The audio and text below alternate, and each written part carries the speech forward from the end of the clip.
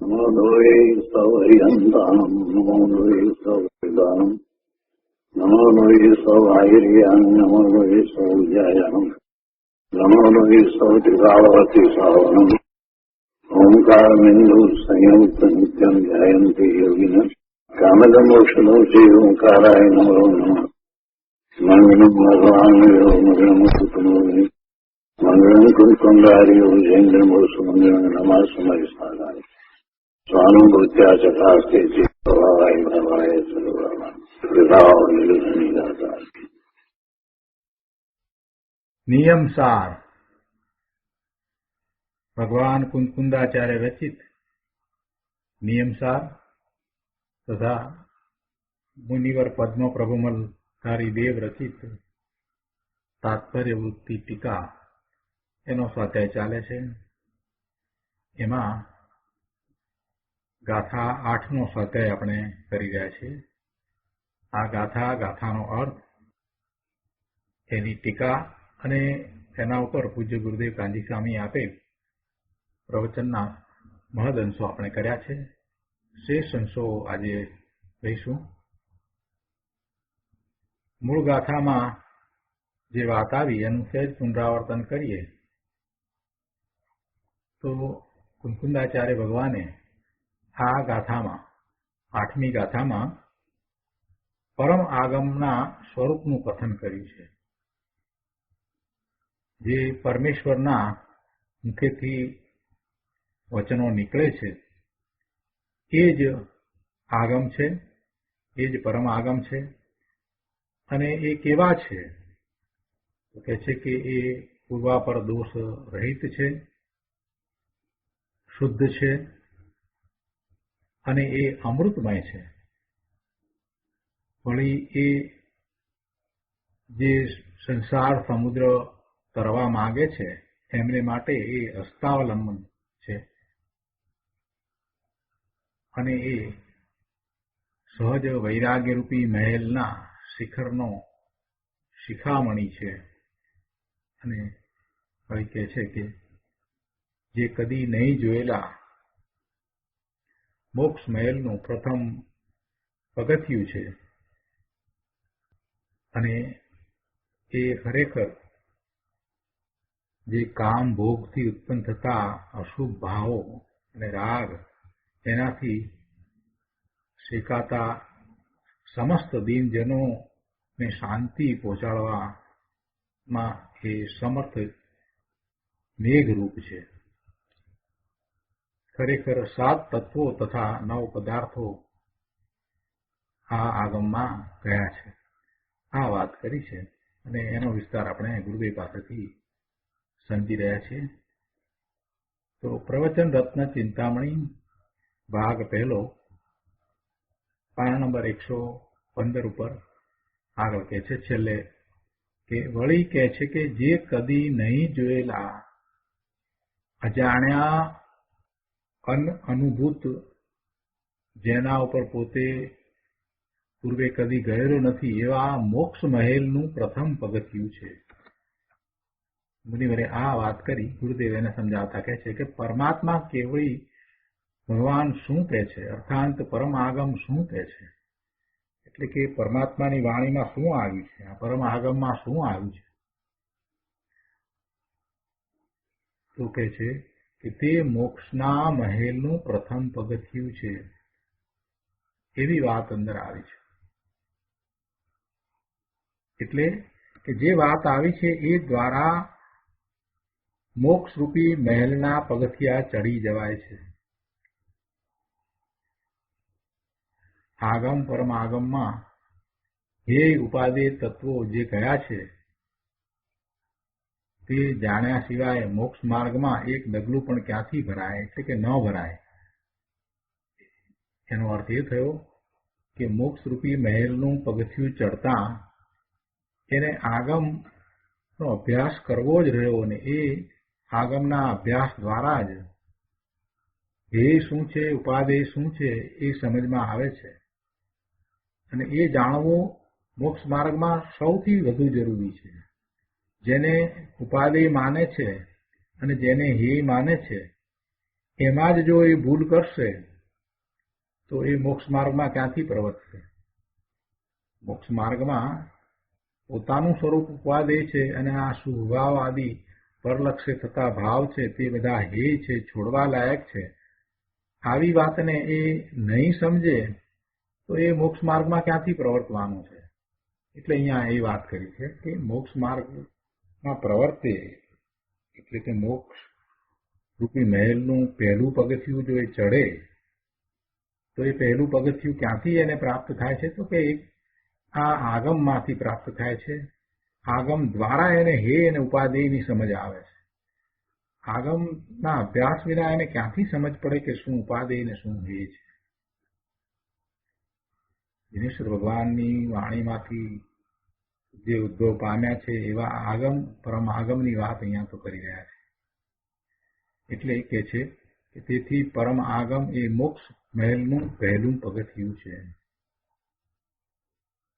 આગળ 116મા પાના ઉપર કહે છે કે હવે કહે છે કે અને જે કામ ભોગથી ઉત્પન્ન થતા અપ્રશસ્ત રાગરૂપ અંગારાઓ વડે શેકાતા સમસ્ત દીનજનોના મહાક્લેશનો નાશ કરવામાં સમર્થ સજળ મેઘ પાણી ભરેલું વાદળું છે.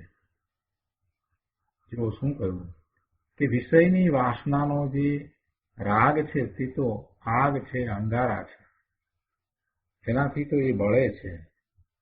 એ રાગરૂપી અંગારાથી બિચારા પ્રાણીઓ નિરંતર બળી રહ્યા છે, સળગી રહ્યા છે એમ કહે છે.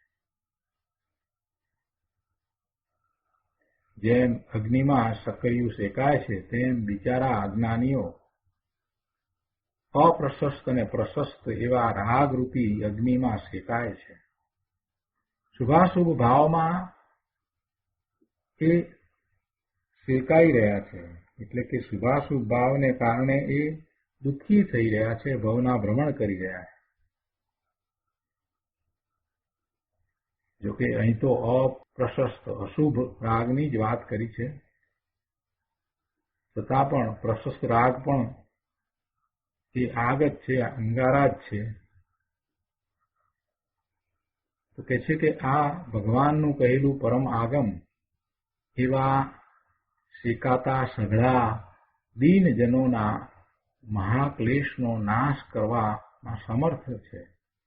જેમ સજળ મેઘ છે ને, એટલે કે પાણી ભરેલું વાદળ એ અગ્નિને શાંત કરવા માટે એ સક્ષમ છે, તેવી રીતે અહીંયા આ પરમ આગમ છે એ આવા શેકાતા જીવોને, એટલે કે આ રાગ દ્વેષ શુભાશુભ ભાવમાં એના અગ્નિમાં મળી રહેલા જીવોને એ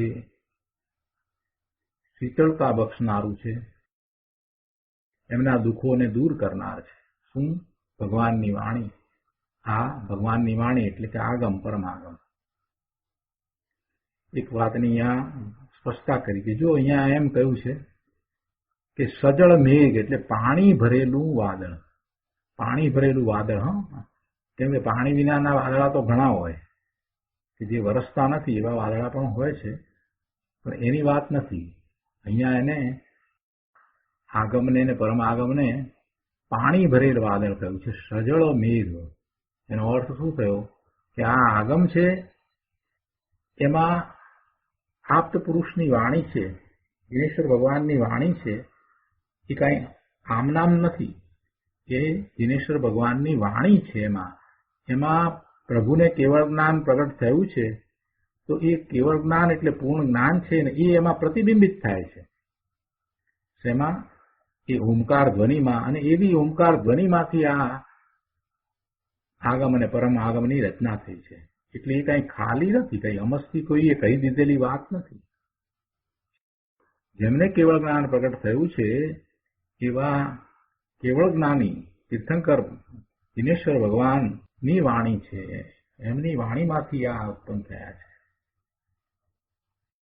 તો જ્ઞાન દેનારા છે, એ દ્વારા તો જ્ઞાનની પ્રાપ્તિ થાય છે. એ કઈ સામાન્ય વસ્તુ નથી. એ સામાન્ય પુસ્તકો નથી, એ કંઈ માત્ર માહિતી છે એમ નથી, પણ એ તો દ્રવ્યશ્રુત છે કે જેના કારણે જીવ ભાવશ્રુત પ્રગટ કરી શકે. જીવને સમ્યક્ત્વ પ્રગટ કરવામાં નિમિત્ત છે એવા એ શાસ્ત્રો છે, એવા એ આગમો છે, એ પરમ આગમ છે, ધર્મ માર્ગમાં લઈ જનારા છે. એટલે કાંઈ એ અમસ્તા ખાલી સામાન્ય લખાયેલા પુસ્તકો નથી. એને અહીંયા તો કેવું છે કે એવા આગમે તેણે ખરેખર 7 તત્વો તથા 9 પદાર્થો કયા છે. આ આગમે 7 તત્વો અને 9 પદાર્થો કયા છે. આ ભગવાનની વાણીમાં શું નિરૂપણ છે એનો સાર કહી દીધો. તીર્થંકર પરમાત્માના મુખ કમળમાંથી નીકળેલી વાણી આગમ છે અને સમ્યક દ્રષ્ટિને તે આગમ પરમ આગમની યથાર્થ ઓળખાણ અને શ્રદ્ધાન હોય છે. સાચી શ્રદ્ધા સમ્યક દ્રષ્ટિને જ હોય છે. પ્રભુની વાણીમાં શું છે, શું તત્વ સમાયું છે એનો સાચો પરિચય તો સમ્યક દ્રષ્ટિને જ હોય છે.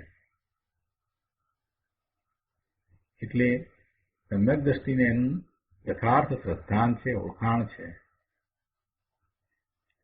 તે આગમની શ્રદ્ધાવાળા કેવા હોય છે તે હવે આધાર આપી અને વાત કરે છે. એ આગમની શ્રદ્ધાવાળા કેવા હોય છે એની વાત કરે છે. અને એ વાત અહીંયા નિયમસારમાં મુનિવરે રત્નકરણ શ્રાવકાચારમાં 42મા શ્લોકમાં સમંતભદ્ર સ્વામીએ જે કહ્યું છે, જે શ્લોક કયો છે એ દ્વારા કરે છે.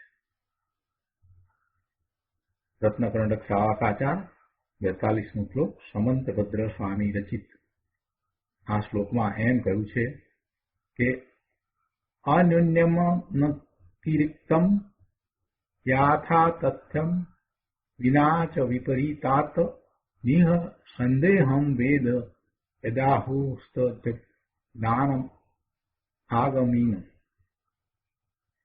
એનો અર્થ છે કે જે ન્યૂન્યતા વિના,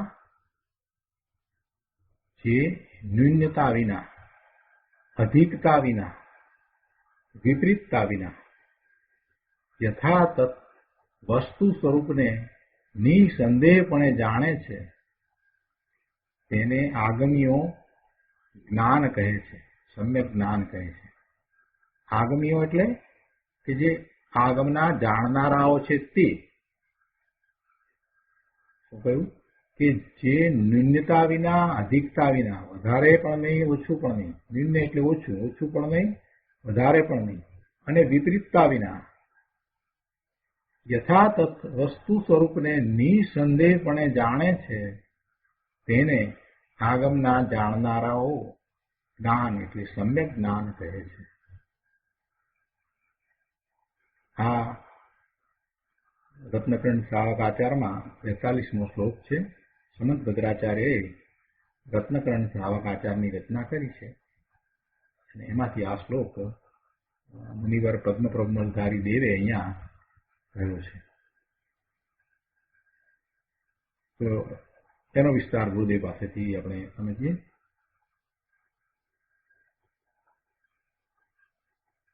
અહીંયા કહે છે કે જે ન્યૂનતા વિના, અધિકતા વિના, વિપરીતતા વિના એમ કહ્યું ને, એટલે કહે છે કે ભગવાનને કેવળી પરમાત્માએ જે કહ્યું છે તેનાથી ઓછું નહીં, ન્યૂન્ય નહીં, એટલે કે ઓછું નહીં જાણવું. જેટલું જે રીતે કહ્યું છે તેટલું તે રીતે જાણવું. એમાંથી કેટલીક વસ્તુ કાઢી નાખીને એમ નહીં, ન્યૂનતા વિના. જે સિદ્ધાંત છે એમાંથી કાંઈ બાદબાકી કરીને એમ નહીં. પ્રભુએ તો એ જે કહ્યું છે તે તો સિદ્ધાંત રૂપ કહ્યું છે, તો એને ઓછું કરીને, ઘટાડી દઈને, એમાંથી થોડા ફેરફાર કરીને એમ નહીં. અને એવી જ રીતે એને વધારીને પણ નહીં અને એનાથી વિપરીત પણ નહીં. એ ત્રણેય વાત આમાં લીધી છે. ગુરુદેવ અહીંયા સમજાવે છે કે ભગવાને, કેવળી પરમાત્માએ જે કહ્યું છે તેનાથી ન્યૂન્ય ઓછું ન જાણવું જોઈએ. જો વસ્તુને વસ્તુ સ્વરૂપને તેનાથી ઓછું જાણે તો તે જ્ઞાન મિથ્યા જ્ઞાન છે.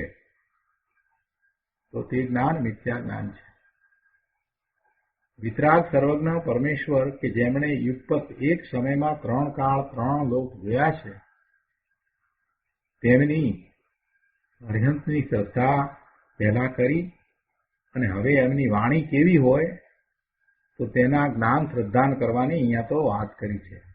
અને એના જ્ઞાન શ્રદ્ધાન કરે છે તો પછી કહે છે કે એ જ્ઞાન શ્રદ્ધાન જાણીને કરે છે. તો એ આગમ જે એમની વાણી છે તે જેમ છે તેમ યથાર્થ જાણવી જોઈએ. વાણીનું જ્ઞાન કરનારો વસ્તુને નિમ્ન ઓછું જાણે એમ હોય નહીં.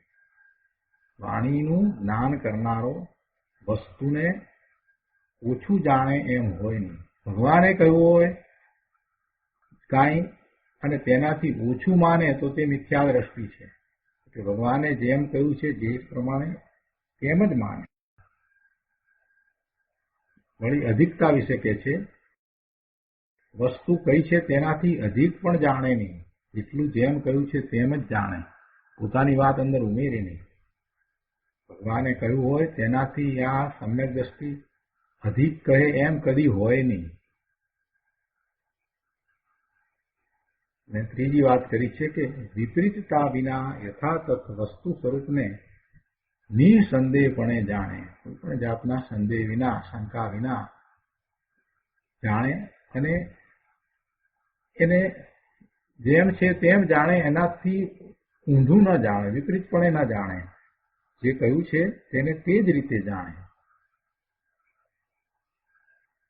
ભગવાને વસ્તુ સ્વરૂપ કહ્યું છે તેને ધર્મી જીવ યથાતથ નિસંદેહપણે જાણે છે, વિપરીત જાણતો નથી. જન્મ જરા મરણની પરિપાટી અનંતકાળથી તે કરી રહ્યો છે. જન્મ મરણ તો અનંતકાળથી એ કરી રહ્યો છે. હવે જેને જન્મ મરણના દુઃખ ભારરૂપ લાગ્યા છે, જેને આ ભવના ભ્રમણનો થાક લાગ્યો છે, અર્થાત હું દુઃખી છું એમ જેને હવે સમજાયું છે, પોતાને એ વાત સમજાય છે કે આ અનંતકાળથી હું છું અને હું ભવના ભ્રમણ કરીને દુઃખી થાઉં છું. જો જન્મ વખતે પણ દુઃખ હોય છે અને મરણ વખતે પણ દુઃખ હોય છે. શરીરમાં જીવ આવે છે અને ગર્ભમાં રહે છે અને જન્મ લે છે, એ બધામાં દુઃખ તો છે જ. દુઃખ વિનાની તો કોઈ દશા છે. જન્મ લીધા પછીથી પણ એક સરખા તો સંયોગો રહેતા નથી. બીજું, અનુકૂળતાઓ ઘણી હોય તો પણ એમાંથી કાંઈ એને આનંદ પ્રાપ્ત થાય છે એવું તો બનતું નથી. એ અનુકૂળતાઓની વચ્ચે રહ્યો છે તો કંઈ એ આનંદમાં છે એમ તો નથી. જો એ આનંદમાં હોત તો પછી ફાંફા શું કરવા મારત? અહીંયા જવું ને ત્યાં જવું ને આ ખાવું ને તે ખાવું ને આ પહેરવું ને આ લાવવું ને આવી કાર જોઈએ ને નવી કાર જોઈએ ને બહાર ફરવા જવું ને આ બધું એને શા માટે કરે? કેમ કે એ આનંદમાં નથી, એ સુખમાં નથી. એટલે એ બહારમાં એ બધું શોધી રહ્યો છે. ભલે એને અનુકૂળતા ઘણી છે, પૈસા ઘણા છે, શરીર પણ સારું છે, બુદ્ધિ પણ સારી છે, આ બધી અનુકૂળતાઓ તો છે, પણ છતાં એ સુખી તો નથી. એને સુખની શોધ છે, એ આનંદમાં પણ નથી. એટલે એ બીજી રીતે કહીએ તો અનુકૂળતાઓની વચ્ચે પણ ખરેખર તો એ સુખી તો નથી. અહીંયા તો એમ કહેવું છે કે શાશ્વત સુખ જે ચાલ્યું ન જાય, કાયમ હંમેશા રહે, જેમાં વધઘટ ન થાય, એક સરખું રહે, અવ્યાબાદ સુખ હંમેશા રહે અને એક સરખું રહે. જેને કોઈની અપેક્ષા પણ ન હોય કે પહેલા દુઃખ હોય ને પછી સુખ થાય, એમ પણ નહીં. તેને ઇન્દ્રિયોની પણ અપેક્ષા ન હોય, એટલે અતિન્દ્રિયપણે જે ભોગવાય એવું જે સુખ છે તે એના આત્મામાં અંદરમાં પડ્યું છે અને એને એ પ્રગટ કરી શકે એવો સક્ષમ છે. એને એ પ્રગટ કરી શકે એવો સક્ષમ છે. આ વાત જ્યારે એને સમજાય છે, અને ખાસ કરીને જ્યારે એને મહાપુરુષોના જીવન ચરિત્ર વાંચ્યા છે, સમજ્યા છે, એને અનંત કેવળી થઈ ગયા એમના સંબંધી એને જાણ્યું છે, અનંત સિદ્ધ થયા એમના સંબંધી એને જાણ્યું છે, અને નિર્ણય થયો છે કે ના, વાત તો આમ જ છે. પોતે જેને સુખ કહે છે એ સુખાભાસ છે, એ સુખ નથી. એ તો પહેલા દુઃખ છે અને પછી એ દુઃખ ચાલ્યું જાય છે, એટલે એને એ સુખ માને છે. પોતાને આસક્તિ, તૃષ્ણા દુઃખ છે, તો એવી તૃષ્ણા અને આસક્તિ ચાલી જાય છે, એટલે એને એ સુખ સમજે છે. પણ એ વાસ્તવમાં સુખ નથી. આ વાત જેને સમજાય છે એ જ સમજે છે કે અત્યાર સુધી અનાદિથી અત્યાર સુધી એણે સાચું સુખ તો અનુભવ્યું જ નથી, અને જે કંઈ એ અનુભવી રહ્યો છે એ બધું દુઃખ જ છે. હવે મારે આવા દુઃખ જોઈતા નથી, હવે મારે આવા શરીરો જોઈતા નથી, હવે મારે ભવના ભ્રમણ કરવા નથી, અને મારે શાશ્વત સાચું અવ્યાબાદ સુખ પ્રાપ્ત કરવું છે. આવું જેને નક્કી થયું છે, આવો જેને નિર્ણય થયો છે, એને માટે કહે છે કે જેને એવા ભવના ભ્રમણનો ભાર લાગે છે, જન્મ મરણના દુઃખ ભારરૂપ લાગ્યા હોય, અર્થાત હું દુઃખી છું એમ જેને કટતું હોય, તો તેણે આ સમજવું પડશે. આ સમજવા યોગ્ય વાત છે પ્રભુ. ગુરુદેવ આપણને કહે છે કે આ સમજવા જેવી વાત છે પ્રભુ. હું આનંદ સ્વરૂપ છું, છતાં મારો આનંદ મને કેમ પ્રાપ્ત નથી? અંદરમાં હું આનંદ સ્વરૂપ છું, છતાંય મને એની પ્રાપ્તિ, એની વ્યક્તતા કેમ નથી? એમ એને વિચાર કરવો જ રહ્યો છે. પોતે ક્યાં અટક્યો છે? શા માટે એને પ્રાપ્ત નથી? શું છે આ? એમ બહારમાં ક્યાંય આનંદ ભાસે નહીં, વર્તમાન હું દુઃખી છું એમ બોજો લાગે, તેને માટે આ સમજવા યોગ્ય વાત છે, એમ ગુરુદેવ કહે છે. પ્રતિકૂળ સંયોગ હોય તો દુઃખી, એવી દુઃખની વ્યાખ્યા નથી. અનુકૂળ સંયોગ છે છતાં પણ એ સુખી નથી, એટલે દુઃખી જ છે. એ સુખને માટે ફાંફા મારી રહ્યો છે અનુકૂળ સંયોગોમાં પણ, એટલે એ દુઃખી જ છે. તો એવા દુઃખનું મૂળ કારણ શું છે? કેમ મારું સ્વરૂપ આનંદમય છે છતાંય મને સુખની પ્રાપ્તિ નથી થતી? તો એનું કારણ સમજાવતા ગુરુદેવ કહે છે કે આત્માના સ્વભાવની વિપરીત માન્યતા તે જ મહાદુઃખ અને મહાઝેર છે. એ જ મિથ્યાત્વ છે. ખોટી માન્યતા, સ્વરૂપની ખોટી માન્યતા. સ્વરૂપની સમ્યક સાચી માન્યતા એટલે કે સમ્યક્ત્વ પ્રગટ કરે તો એને પોતાના સ્વરૂપમાંથી આવતા સુખનો અનુભવ થાય, અને એવા સુખના અનુભવ થવામાં, એવી સ્વાનુભૂતિ થવામાં આ આગમ છે, જે પરમાત્માની વાણી છે, એ નિમિત્ત કારણ છે. એનો અભ્યાસ કર્યા વિના એ બીજા અનેક ઉપાય કરે તો એને કાંઈ પ્રાપ્ત થવાનું નથી. અહીંયા કહે છે 117માં પાના ઉપર બીજા પેરેગ્રાફમાં કે ભગવાને કહેલા વસ્તુ તત્વથી ઓછું, અધિક કે વિપરીત જાણે અને વિપરીત માને તે મિથ્યાત્વરૂપી ઝેર છે, અને તે વડે જ મૂંઢ અજ્ઞાની જીવ દુઃખથી પીડાઈ રહ્યો છે. એને એની ખબર નથી. આવે છે કે અંદર પરમ આનંદનો નાથ સચ્ચિદાનંદ પ્રભુ આત્મા છે. તેના આનંદ સ્વરૂપની નિરાકુળ દશાથી ઉલટી દશા તે દુઃખ છે. તો તે પરમ આનંદનો નાથ સચ્ચિદાનંદ પ્રભુ આત્મા છે. અનંત સુખ, અનંત આનંદ, અનંત સત્તા, અનંત નિર્મળતા અંદર ભર્યા પડ્યા છે. એવો પોતે ભગવાન આત્મા છે. તો તેના આનંદ સ્વરૂપની નિરાકુળ દશાથી ઉલટી દશા. આનંદ સ્વરૂપ પોતે છે, અને એની જે દશા તે આકુળતા વિનાની નિરાકુળ દશા છે, પણ એનાથી ઉલટી જે દશા છે તે દુઃખ છે. પોતાના સ્વરૂપનું લક્ષ કરતા એવી નિરાકુળ દશા પર્યાયમાં પ્રગટ થાય છે, પણ એનું લક્ષ જ નથી કર્યું તો જે દશા છે તે ઉલટી દશા છે, તે દુઃખરૂપ દશા છે.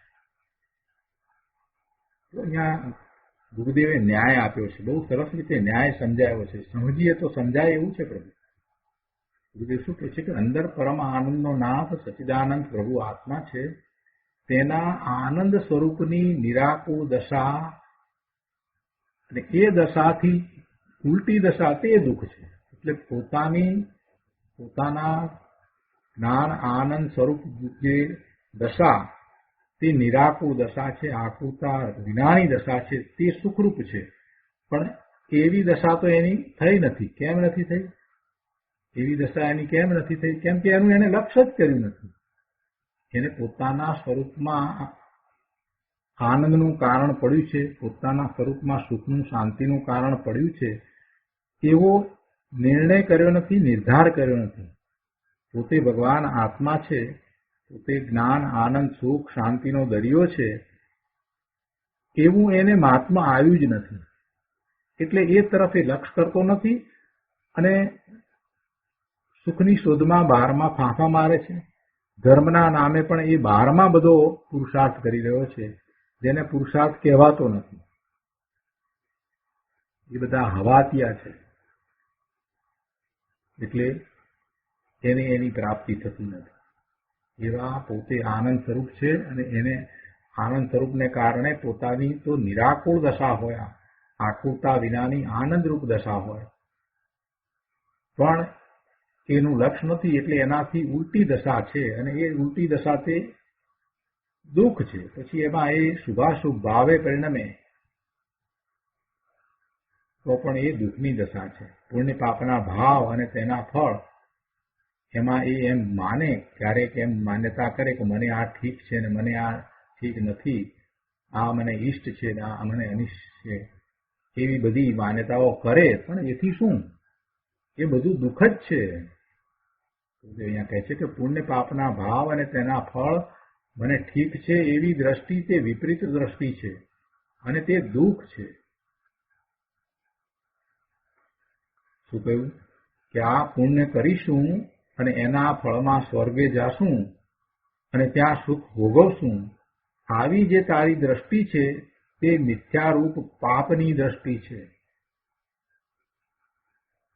તને આવી જો દ્રષ્ટિ હોય તો તું એ દ્રષ્ટિ છોડી દે, એવી માન્યતા હોય તો તું છોડી દે. એ દુઃખની દ્રષ્ટિ છે. કેમ કે વિપરીત દ્રષ્ટિ એ જ દુઃખ છે અને આ જે દ્રષ્ટિ છે તે વિપરીત દ્રષ્ટિ છે. દ્રષ્ટિ કહેતા શ્રદ્ધા, આ વિપરીત શ્રદ્ધાન છે. શું વિપરીત શ્રદ્ધાન છે?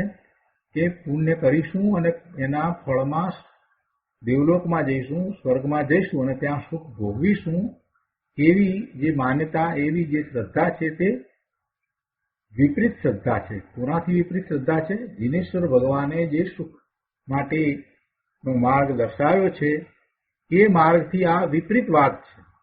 એમાં એવી વાત છે નહીં કે પુણ્ય કરીએ એટલે સુખી થઈએ, એવી વાત આવતી નથી. એમાં તો એવી વાત આવે છે કે સ્વરૂપમાં રહીએ તો સુખી થઈએ, સ્વરૂપમાં રહીએ તો આનંદમાં રહીએ, સ્વરૂપમાં રહીએ તો શાંતિમાં રહીએ. ત્યાં તો એવી વાત આવે છે.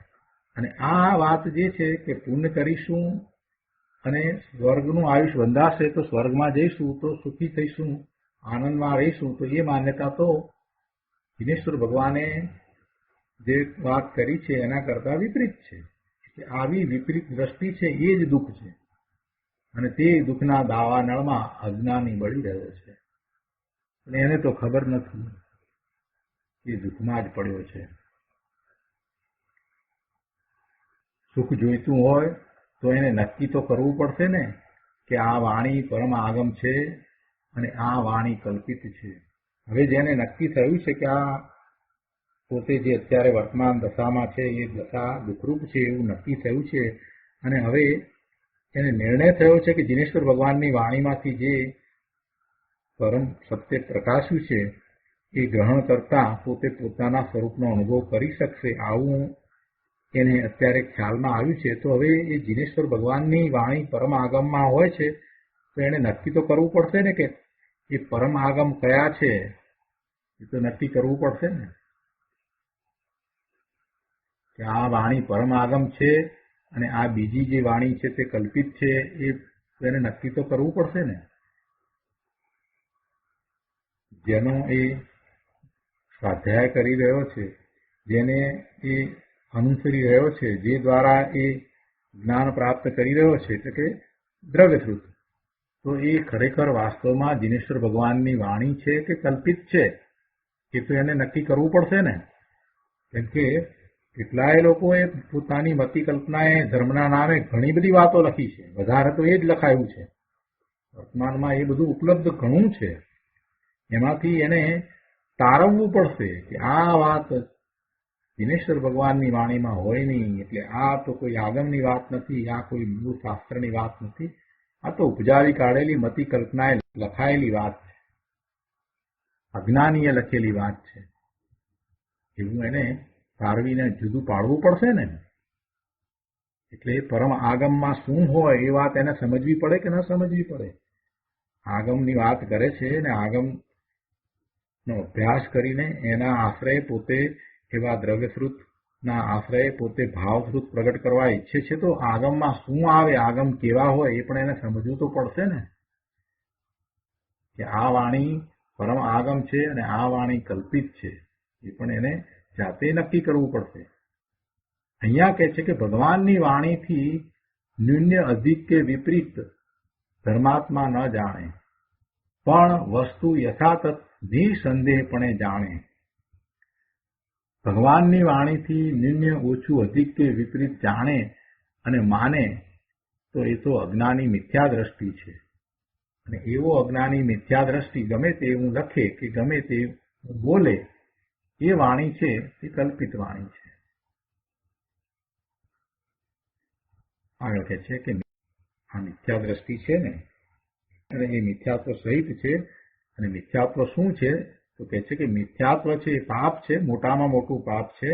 અને એ મિથ્યાત્વનું પાપ કેટલું ક્રૂર ને ભયંકર છે એની લોકોને ખબર નથી.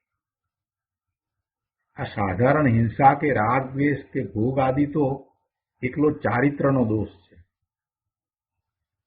સાધારણ હિંસા કે રાગ દ્વેષ કે ભોગ આદિ એ તો એકલો ચારિત્રનો દોષ છે.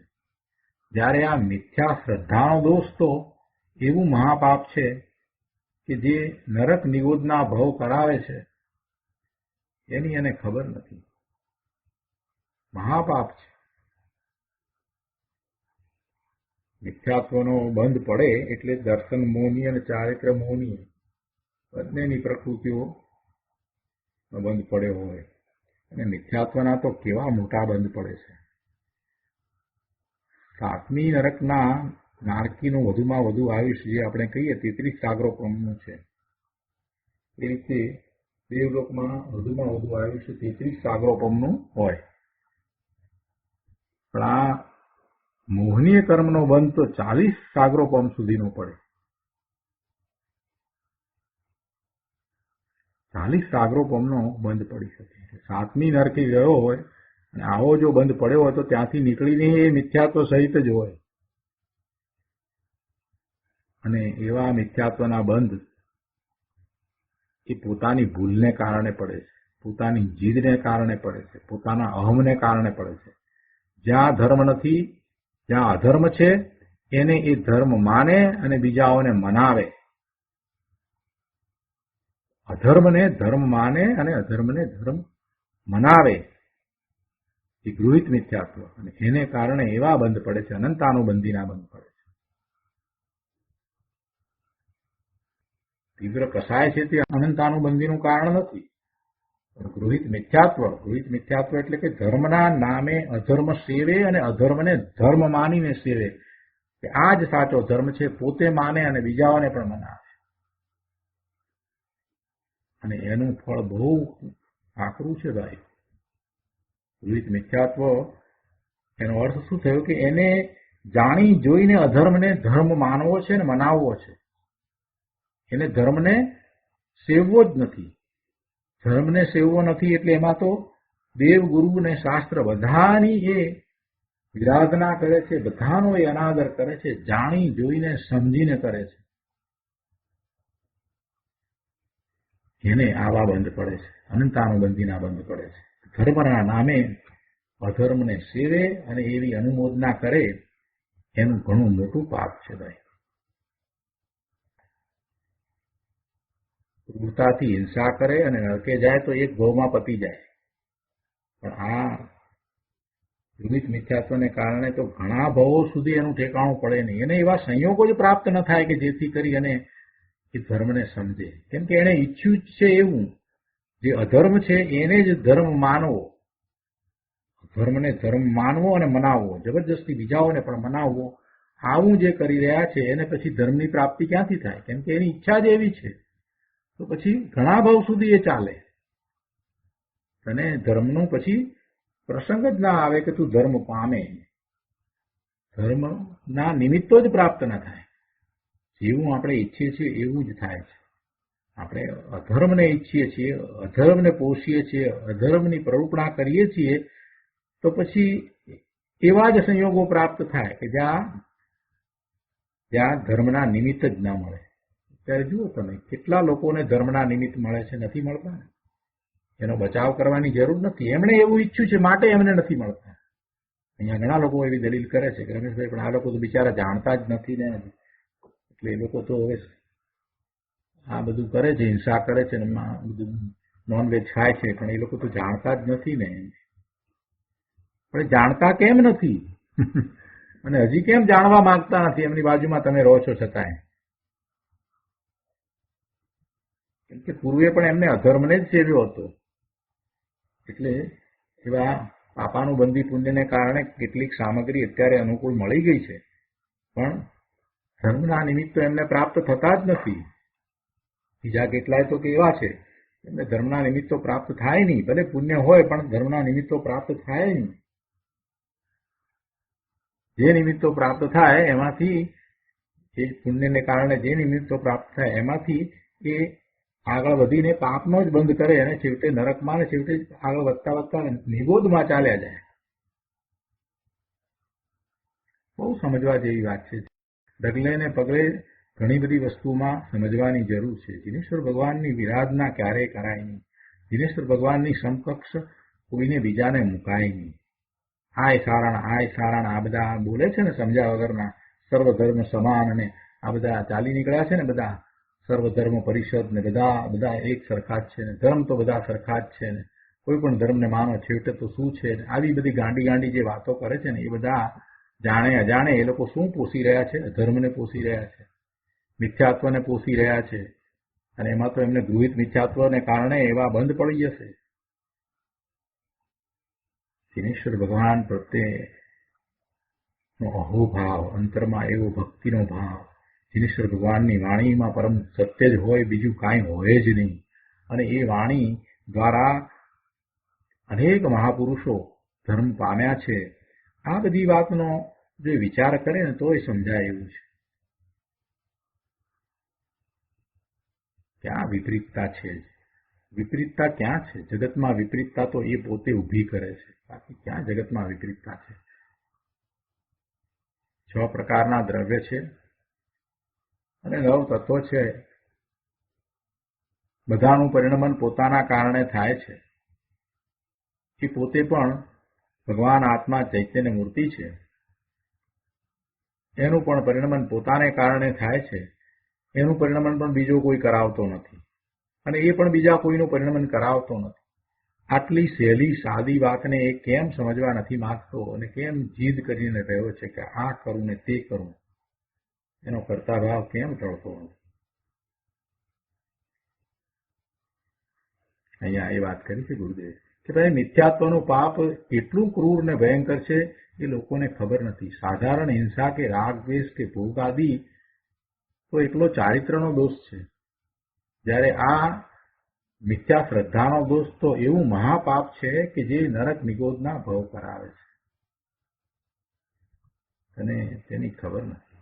છેલ્લા પેરેગ્રાફમાં કહે છે કે વિપરીતતા વિના યથાતથ વસ્તુ સ્વરૂપને નિસંદેહપણે જાણે છે, વિપરીતતા વિના, યથાતથ જેમ છે તેમ વસ્તુ સ્વરૂપને સંદેહ વિના નિસંદેહપણે જાણે, કોઈ શંકા હોય નહીં. એમ સર્વજ્ઞ દેવોએ કહ્યું છે કે તે આગમીઓનું જ્ઞાન આગમ દ્વારા થતું સમ્યક જ્ઞાન છે. આગમના જાણનારા સંતો મુનિવરો તેને સમ્યક જ્ઞાન કહે છે કે જે વસ્તુને યથાતથ નિસંદેહ જાણે છે. આવું સમ્યક જ્ઞાન આત્માના ઉદ્ધારનું કારણ છે. બાકી આ લૌકિકના ભણતર છે એ તો બધું કુજ્ઞાન ને કુવિદ્યા છે.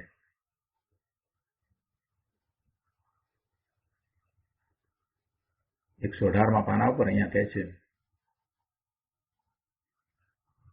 કોઈએ એક પ્રશ્ન કર્યો છે કે આ કુવિદ્યા કઈ ને, એટલે આ મેડિકલના જ્ઞાન ને એન્જિનિયરિંગના જ્ઞાન ને બધા, તો કે એ બધા દ્વારા તો એમ કે પૈસા પ્રાપ્ત થાય છે ને, માસિક 20, 25, 25 હજારના પગાર મળે છે ને, તો એ વિદ્યા શું કુવિદ્યા છે?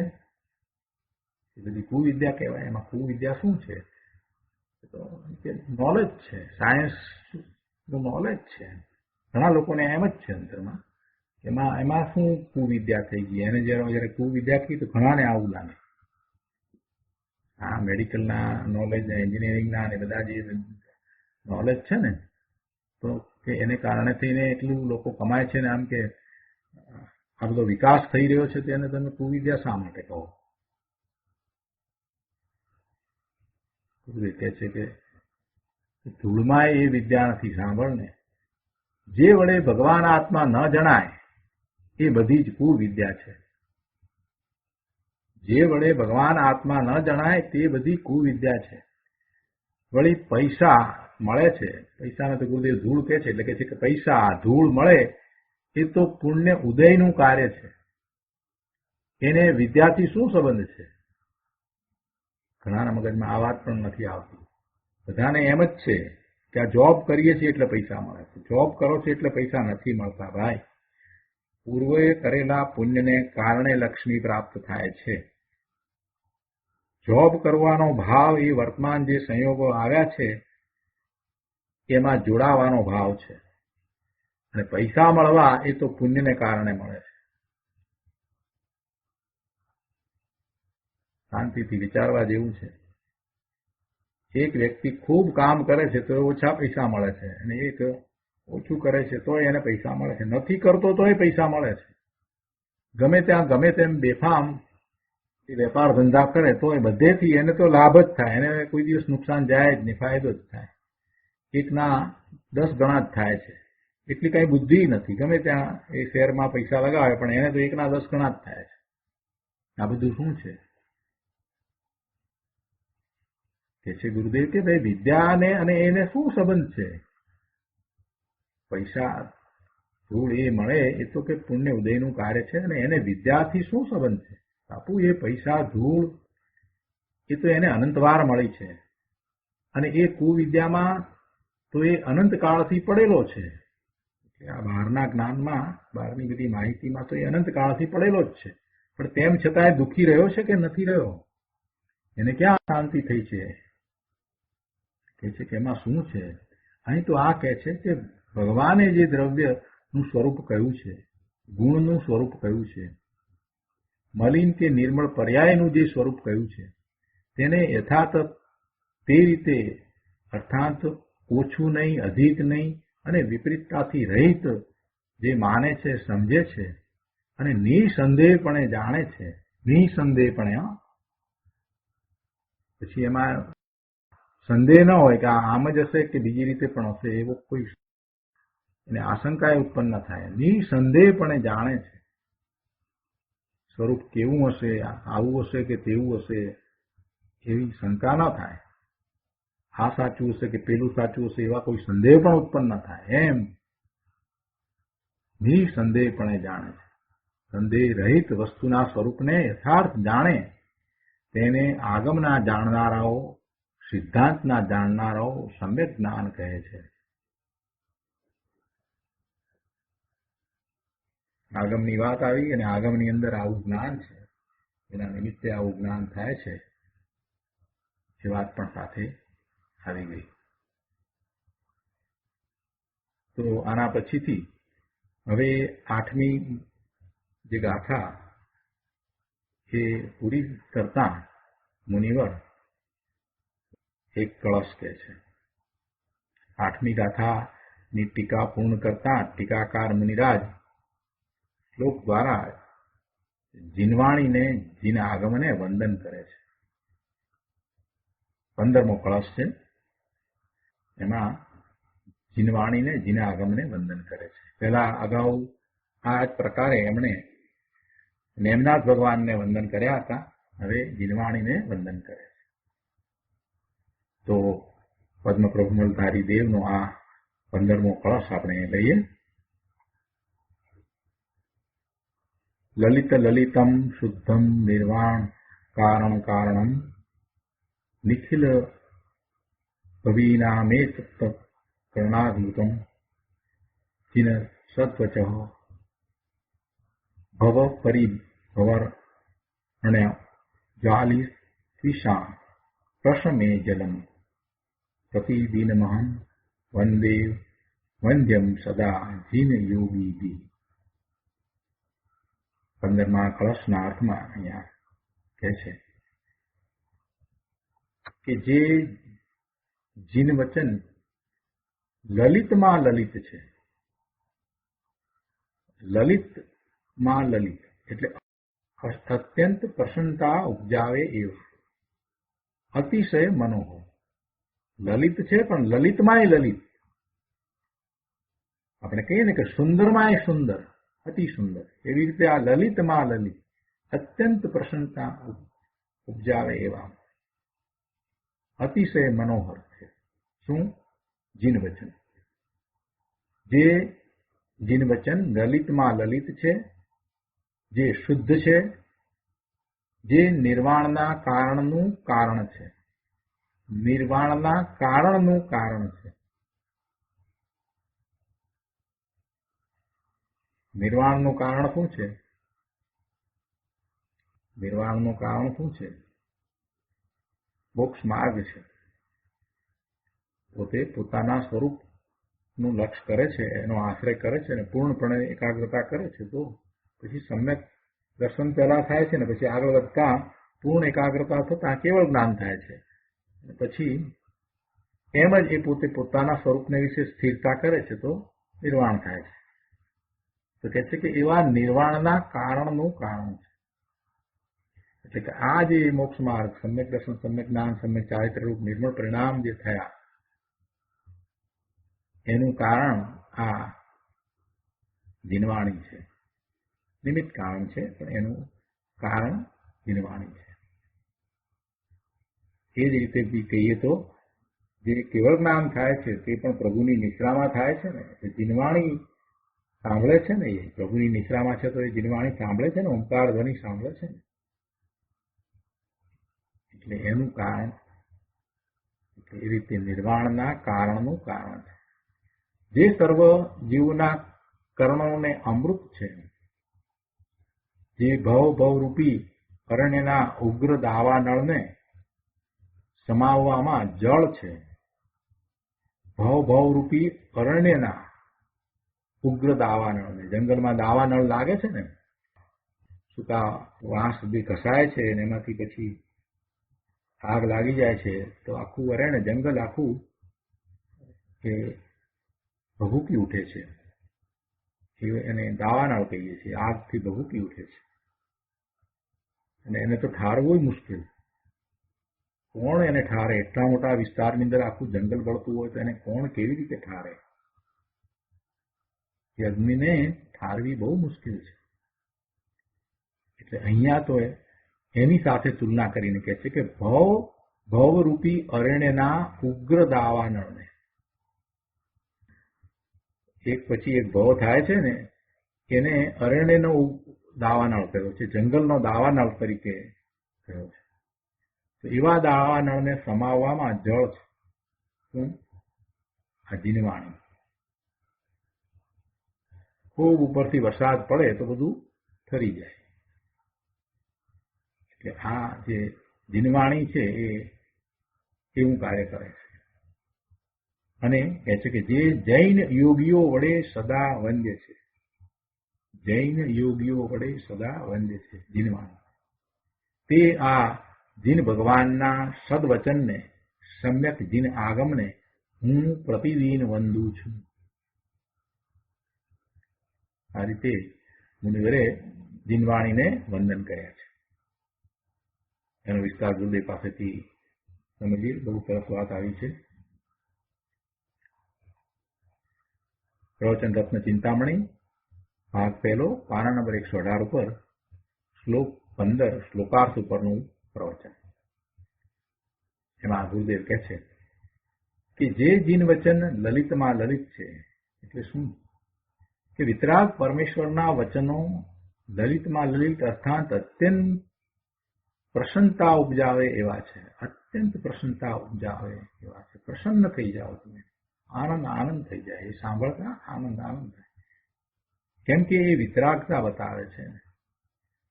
એ વચનો શું દર્શાવે છે? વિતરાગતા દર્શાવે છે.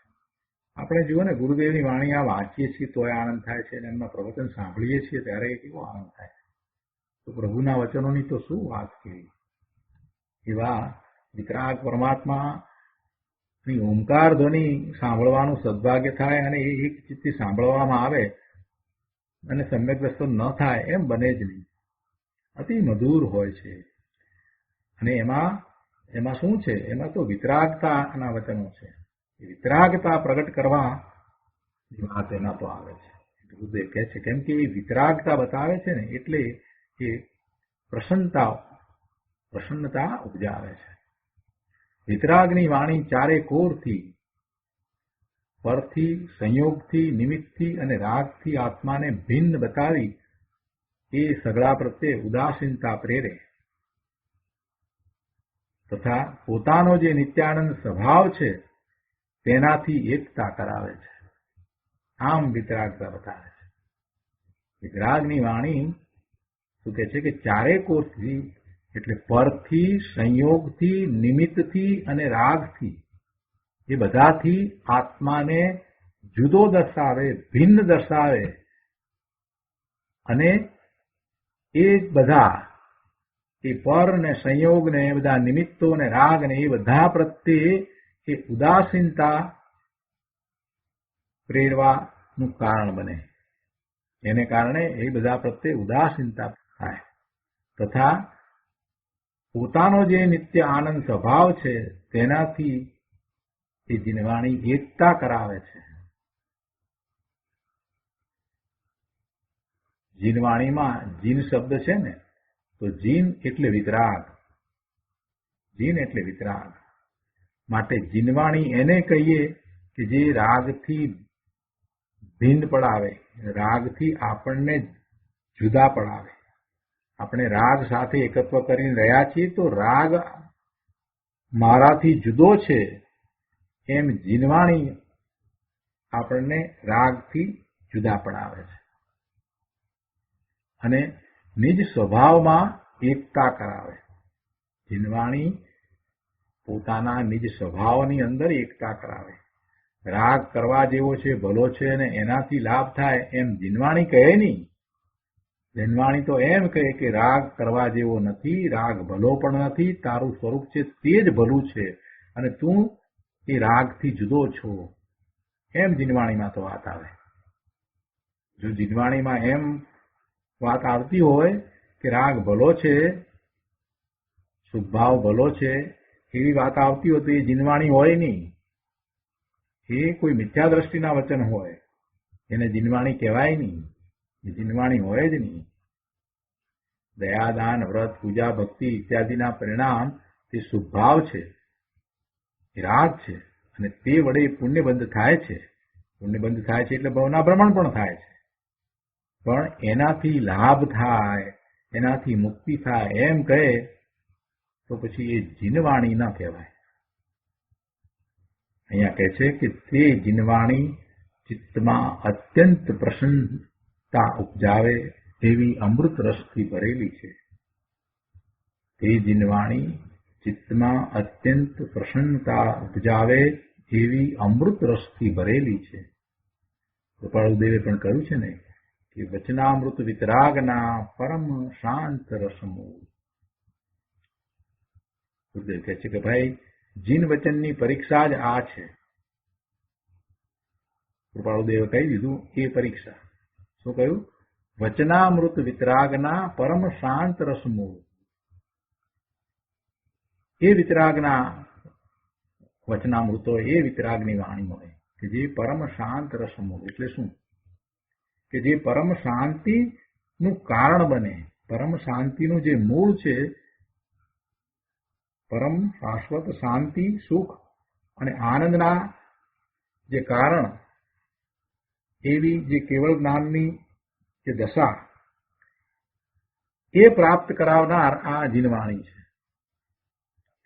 એ પ્રાપ્ત કરાવનાર એટલે પ્રાપ્ત તો પોતે પોતાના પુરુષાર્થથી કરે, પણ એ જીનવાણી એમાં નિમિત્ત છે.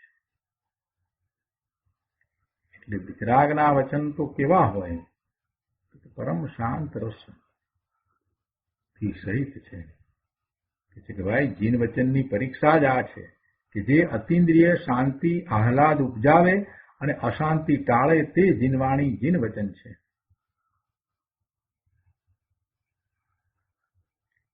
રાગથી ખસી જ્યાં પરમ આનંદ ભર્યો છે એવા નિજ જ્ઞાન આનંદ સ્વભાવમાં ઠરવાનું બતાવે તે જીનવાણી છે. રાગથી ખસી જ્યાં પરમ આનંદ ભર્યો છે એવા નિજ જ્ઞાન આનંદ સ્વભાવમાં ઠરવાનું બતાવે તે જીનવાણી છે. ગુરુદેવ કહે છે કે વિતરાગની વાણી અલૌકિક હોય છે. સર્વમ ત્યજ સ્વમ ભજ. સર્વમ ત્યજ સ્વમ ભજ એટલે સર્વને છોડ અને સ્વને ભજ એટલે કે સ્વમાં વસ.